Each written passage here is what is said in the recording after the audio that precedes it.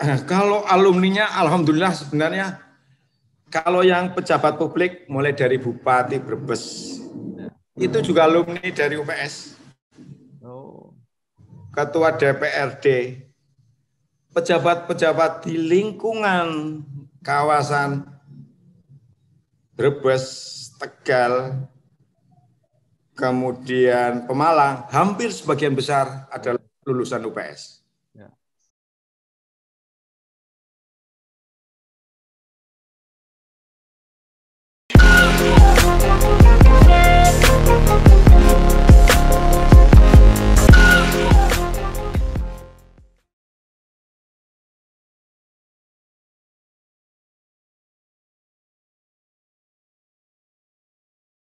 Assalamualaikum warahmatullahi wabarakatuh. Bersama saya Bambang Sadono di channel Inspirasi untuk Bangsa. Mudah-mudahan channel ini bisa menjadi tempat kita untuk dialog secara jernih, berimbang, dan arif. Kami sedang mempunyai program khusus yang kami beri nama Kampusku Masa Depanku. Sekarang saya sudah bertemu dengan Rektor Universitas Pancasakti di Tegal, yaitu Profesor Dr. Fakhrudin MPD. Apa kabar, Prof? Alhamdulillah sehat. Meski bolak-balik Tegal. Dulu sering bertemu di UNES. Ya. Yang pertama, Prof, selamat telah terpilih sebagai Rektor Universitas Pancasakti Tegal. Universitas yang sebenarnya sudah tergolong cukup lama eksis di Jawa Tengah. Nah, sekarang apa yang menjadi misi atau target capaian Prof Fakhrudin ketika memimpin Universitas Pancasakti? Baik, yang terkait dengan bagaimana saya akan jadi mencapai apa yang harus saya lakukan. Tentu acuannya adalah visi dan misi dari Universitas Pancasakti Tegal. Nah, untuk mewujudkan itu, saya sebenarnya punya satu obsesi bagaimana berlari. Tidak hanya sekedar berjalan, tapi bagaimana berlari untuk mewujudkan visi dan misi dari universitas yang unggul di bidang literasi dan berwawasan global.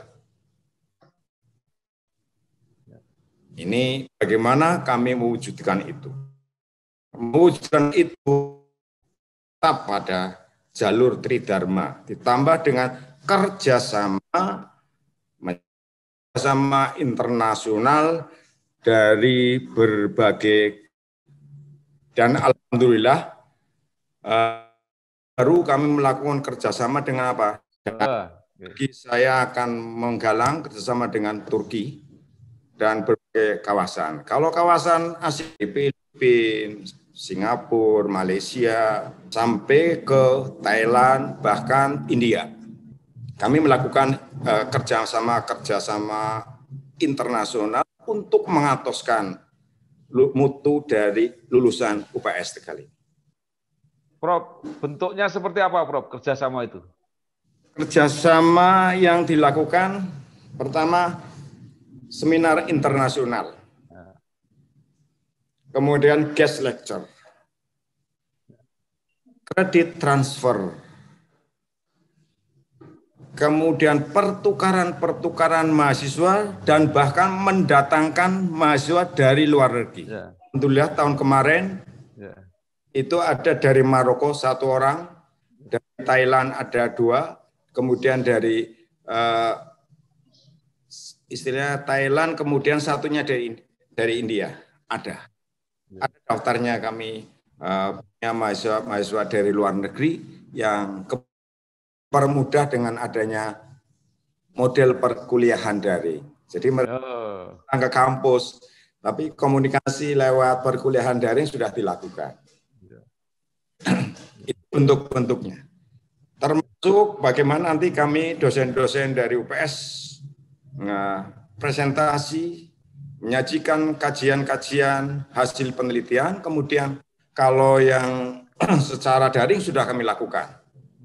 Dari kemarin dari Maroko, dari Bangladesh, dari India, kemudian dari Singapura, semuanya kemarin dilakukan secara daring.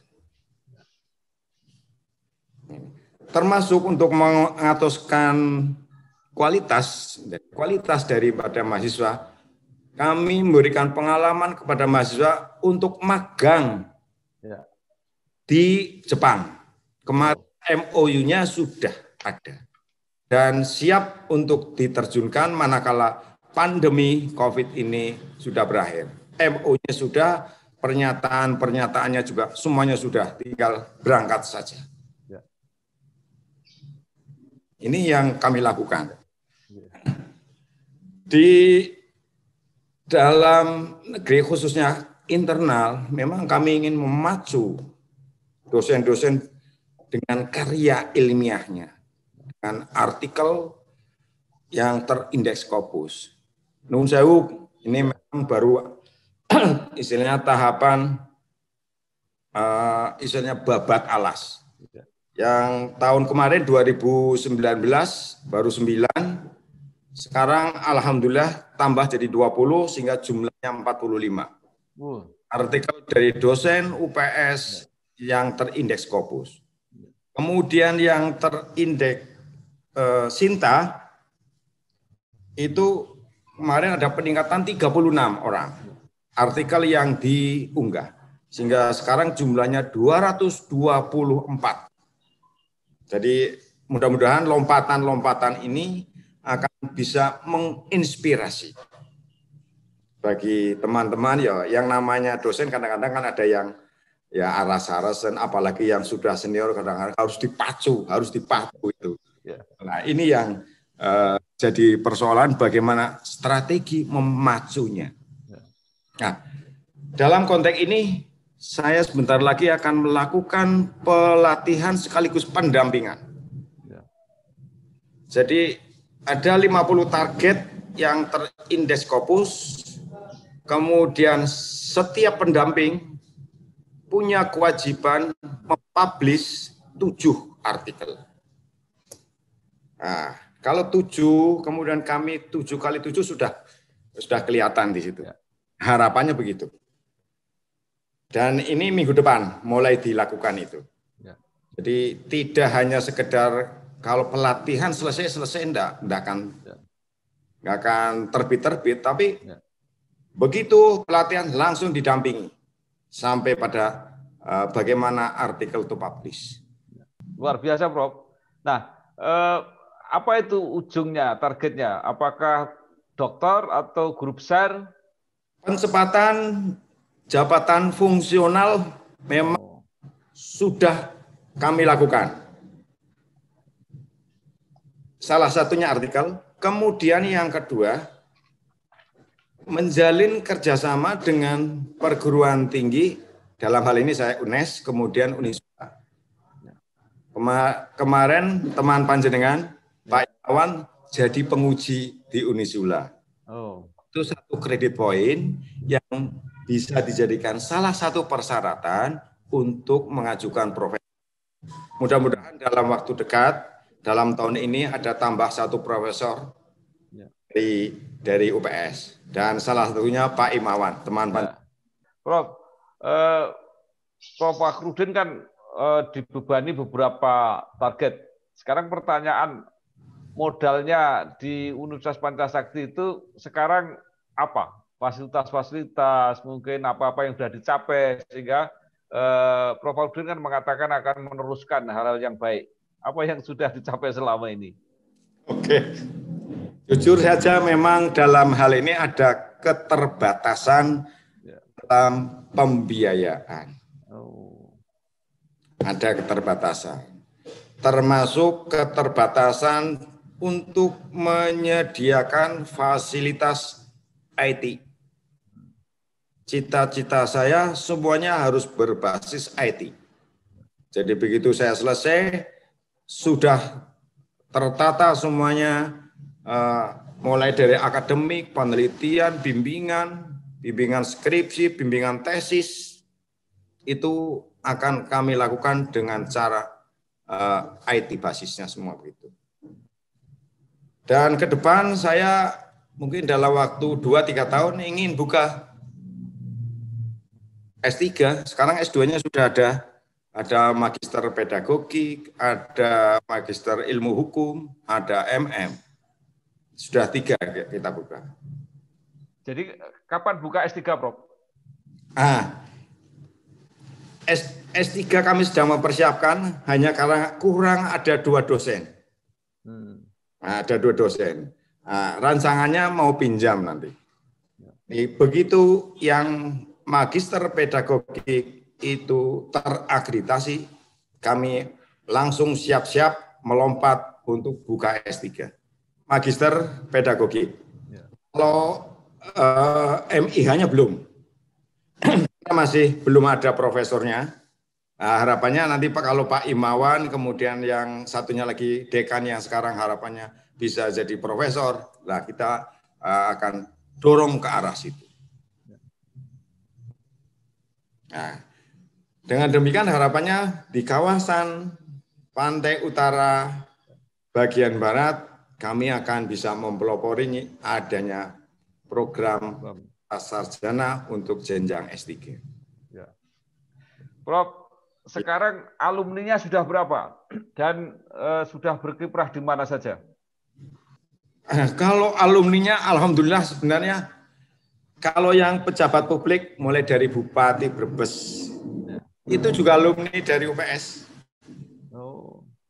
Ketua DPRD, pejabat-pejabat di lingkungan kawasan Brebes, Tegal, kemudian Pemalang, hampir sebagian besar adalah lulusan UPS. Kami sudah keliling. Jadi begitu dilantik jadi rektor, hanya sayangnya terus terkena pandemi.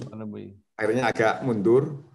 Kami langsung keliling ke bupati, kemudian wali kota, semuanya kami sudah lakukan. Menawarkan program-program bagaimana kerjasama antara pemerintah daerah dengan UPS. Dan kebetulan sebagian besar alumni dari UPS, jadi agak mudah. Saya tinggal telepon saja, kemudian akhirnya langsung diterima begitu. Keuntungannya. Ya. Bentuk kerjasamanya apa, Prof? Bentuk kerjasama, kalau yang terkait dengan mahasiswa, alhamdulillah yang Kabupaten Brebes itu ada program bidik misi. Jadi mahasiswa yang tidak mampu dan pintar dibiayai oleh Pemda. Sekarang sudah 87. Tuh. Kemudian terkait dengan pengembangan wilayah, kami sudah berkali-kali istilahnya membuat satu link dengan Bapeda, termasuk perbaikan tentang RPJM. Itu begitu. Kemarin ke Brebes, ke Selawi, kemudian ke kota yang belum Pemalang. Kami kasih LP3 dan LP2M. Seperti itu. Jangan hanya terus nanti kalau rektornya sudah pulang nanti malah jalan. Kan begitu. Saya tetap semua komponen wakil rektor, dekan saya bawa. Ya. Baik, Prof. Sekarang kalau orang atau mahasiswa ingin masuk UPS, mungkin bisa diberi informasi tata caranya. Tata caranya, semuanya berbasis online. Sudah berbasis online. Dan kami memang, ya mohon maaf, gencar sekali lewat humasnya dan panitianya, semua media sosial harus dikuasai. Dan masing-masing prodi saya tugasi membuat testimoni alumni. Ya. Dimuat di Facebook, di Instagram, di Twitter. Ya. Dan alhamdulillah kemarin pandemi COVID yang orang pada pesimis, Allah paling 700 itu sudah empot-empotan. Alhamdulillah sampai 1.500 mahasiswa barunya. Ya, itu untuk tahun 2020, Prof. Ya, yang kemarin. Ya. Target tahun depan 2000 saya. 2000. Itu 2 kali periode diterima atau sekali? Dua gelombang. Ya. Jadi bulan menapa, Prof? Maret sama September. Sampai bulan Juni. Lah nanti ini sampai September akhir. Ya.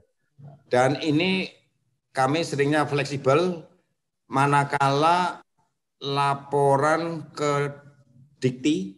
Ya. Misalnya paling tidak seminggu harus dilaporkan, berarti kami tutup seminggu sebelumnya. Ya. Gitu. Artinya awal kuliah sekali atau 2 kali, Prof? Sama, sekali. Oh, sekali. Jadi ya, di sama. Agustus atau September ya? Iya, itu. Ya. Kemarin September, 1 September, bahkan sama dengan negeri. Oh, iya. Dengan UNES sama malahan. Sekarang sudah pembukaan kuliah semester 6. Prof, mungkin ada prioritas bagi calon mahasiswa, mungkin ada tawaran beasiswa dan sebagainya. Pameran beasiswa pertama mengakses dari program pemerintah, tetapi kami tetap menggalang dengan mitra, dengan BI, dengan BPD. Ada datanya, saya nggak hafal datanya kebetulan. Ya, baik. Ya, Prof. Terakhir, mungkin ada yang ingin disampaikan oleh Profesor Fakhrudin, baik kepada masyarakat luas, calon mahasiswa, maupun kalangan sivitas akademika sendiri, supaya mendukung agar cita-cita Universitas Pancasakti tadi segera kesampaian, antara lain punya program dokter. Monggo, Prof. Oke. Terima kasih. Untuk masyarakat paling tidak kawasan Pekalongan ke barat, ke selatan, kami berharap jangan ragukan UPS dalam mendidik anak bangsa ini yang unggul dan berkarakter. Ini. Yang kedua, jangan ragukan bahwa apa yang kami muat di media-media itu dalam rangka menjaring mahasiswa itu benar adanya. Tidak main-main, benar adanya. Seperti yang kemarin dilakukan. Kemudian jangan ragu-ragu bahwa pun kami sudah adanya agensi. Jadi bisa mendaftar di sekolah masing-masing. Salah link. Jadi katakanlah di SMA 1 Brebes, daftar ke UPS tidak usah harus datang. Ini jangan meragukan bahwa kami akan memberikan kemudahan-kemudahan agar mereka bisa belajar di kampus UPS Tegal. Dan UPS yang betul-betul bercita-cita untuk mencetak generasi yang unggul dan berkarakter, tentu saja yang berwawasan global. Saya kira itu, Pak. Persentase antara mahasiswa yang sama sekali baru lulus dari SMA atau SMK dengan yang sudah karyawan dan sebagainya seperti apa? Berapa persen, Bu? Kami memang membuka kelas khusus yang Jumat dan Sabtu. Tapi yang kelas reguler justru sangat menonjol. Berdasarkan 80% mahasiswa murni. Bukan karyawan, bukan pegawai. Hei, sukses, Prof. Berarti sudah menjadi pilihan dari generasi muda. Iya, jadi destinasi lah.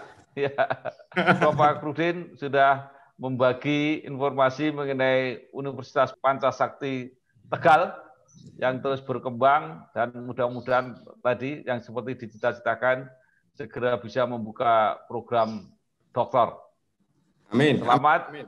Sukses, matur nuwun. Wassalamualaikum warahmatullahi wabarakatuh.